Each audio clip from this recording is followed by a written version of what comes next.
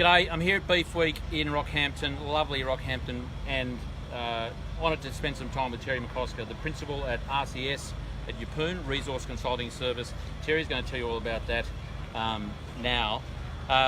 Terry, thanks for your time. I want to start with what you're doing now as a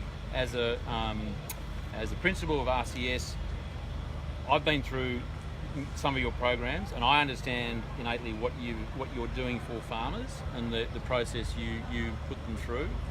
Could you explain what sort of services you're offering? And this is a bit of a plug, yes, but it's really important that for me it's about inspiring other farmers to I guess, join the regenerative farming campaign, and at the same time they're doing themselves a big favour.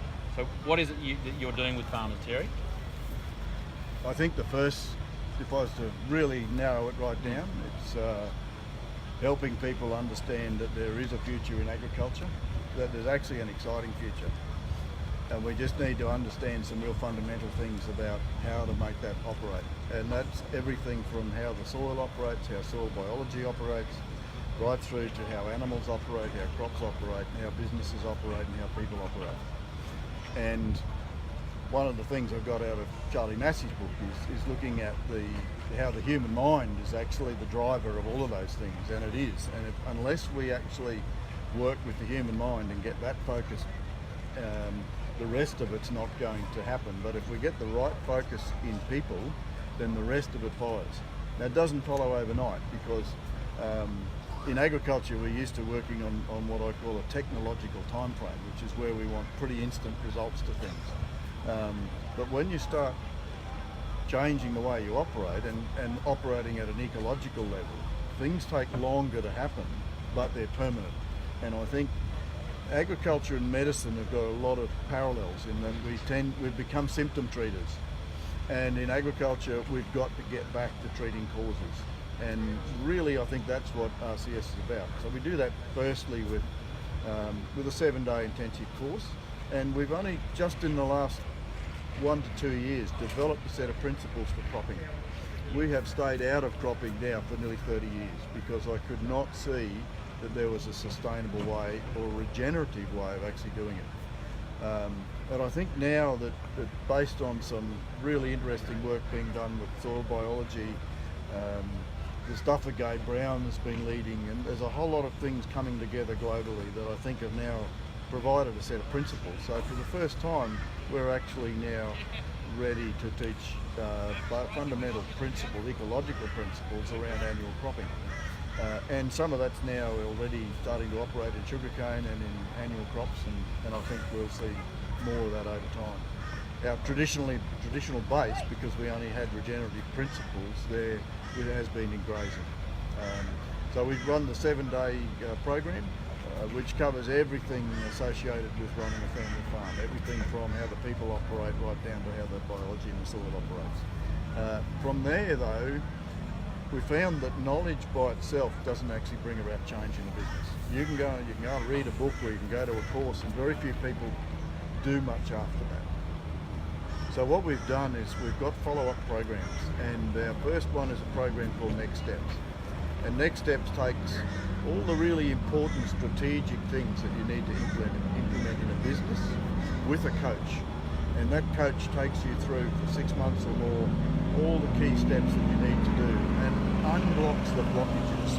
If you're sitting down to do a gross margin and you can't remember how to do something within a trading account, then it doesn't happen. Yes. But when you've got a coach and somebody that says, well, this is all you need to do to unblock that, then away you go, and then you've got a result, you've got some answers on your own place and some things you can start doing. So we find that coaching process very, very powerful. But probably the most powerful thing that we do is executive link, and that's where we put families together in boards, and it's a peer support and a peer pressure program. And so if you're not doing what you need to do to bring about change in your business, Charlie. I'm always doing the right thing, Terry. Yeah. No, well, then your board will assist you in getting along the way. Yes. But also, if you're making difficult decisions, and it might be destocking decisions in a drought, it's often hard for people to do, and it might be stuff around family and succession, which are hard to do. you've got the support around you to say, well, here's the resources, or here's how you go about it, or we've done it, and this is what we found.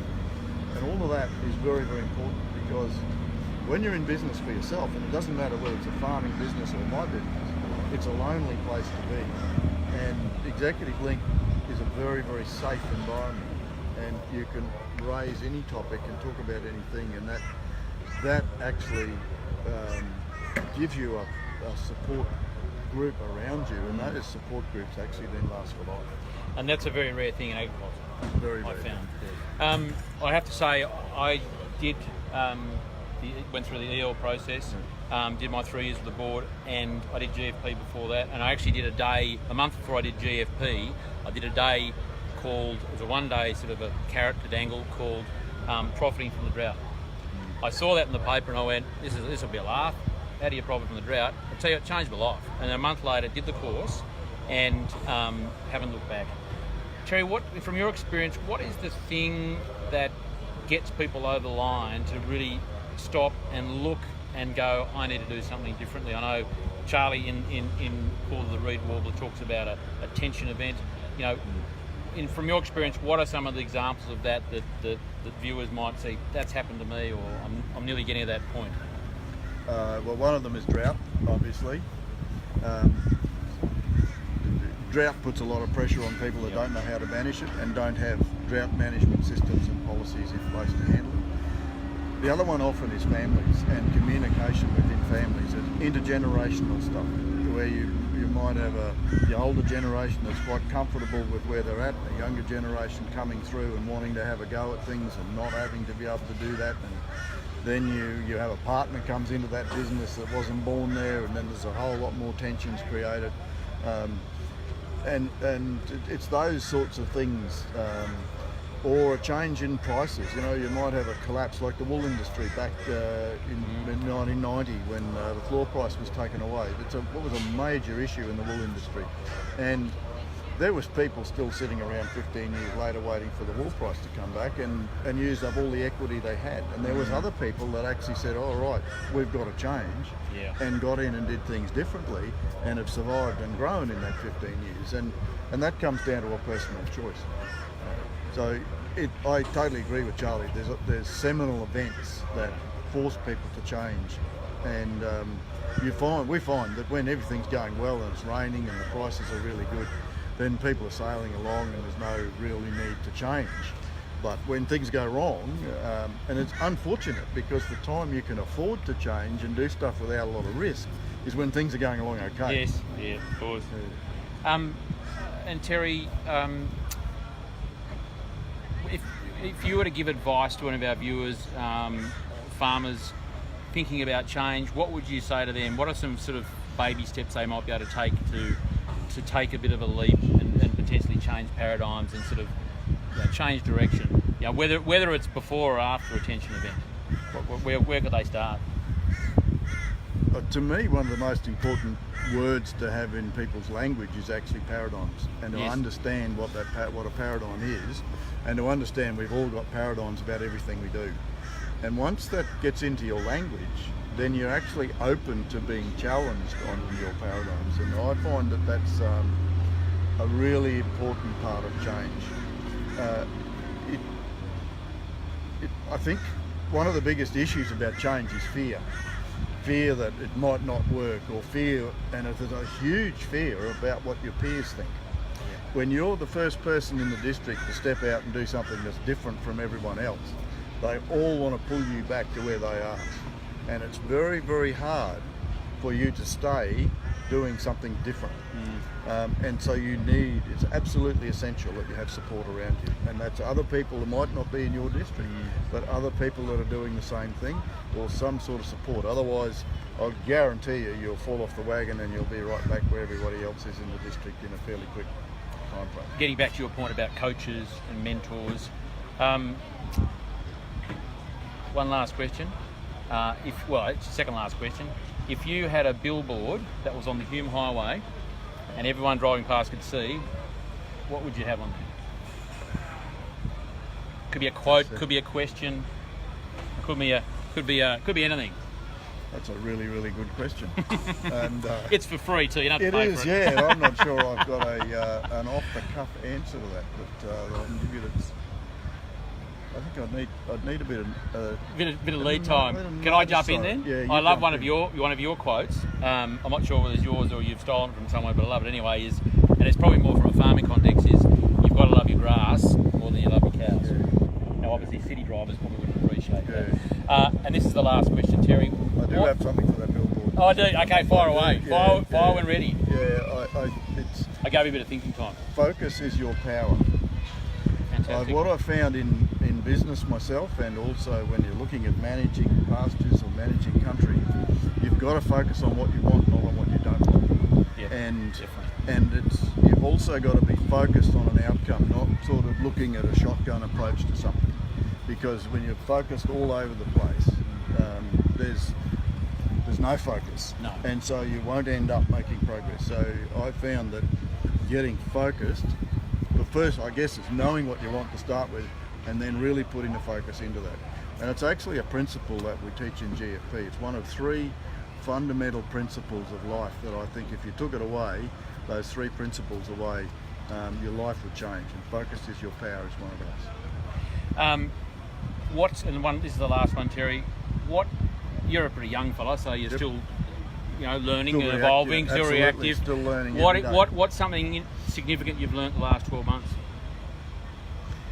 I've learned a lot more about soil biology and particularly how to get it on. And I suppose the thing that's excited me is how intelligent the soil plant biology system is. It is highly intelligent, and that was a revelation to me. The plants and the biology know exactly what they need to be doing. The plants know whether they need to be putting carbon, for example, into themselves or into the soil. And depending on the health of the soil, they'll actually distribute it in different ways. And they do that through the biology, the way the plants and the biology communicate. The way plants, if you get the biology right, the productivity that you can get out of plants by having that right communication, not only between the plant and the biology, but between the biology as well. To me, it's just a revelation that is extremely exciting, and I think that it's where a lot of our future is. The more understanding we've got around that, because we tend to look at a piece of ground or a bit of grass and we never think of it as being intelligent. Yeah, I love that word. But That's it great. has its own intelligence, and it is highly intelligent. I think it's actually more intelligent than us most of the time, isn't it? Like it's actually doing it and showing us, and we're just Exactly right. somewhere else. We're not watching it as something which is intelligent and learning from what it's doing. And I think if we're going to regenerate agriculture, one of the best things we can do a lot of the time is just get the hell out of the way. As David Marsh says, we let it do what it wants to do, not what we think it ought to do. Which is working with nature. I love it, Terry. Such an honour. Thank you very much. Thank you for your time. I reckon road trips in order. So do I.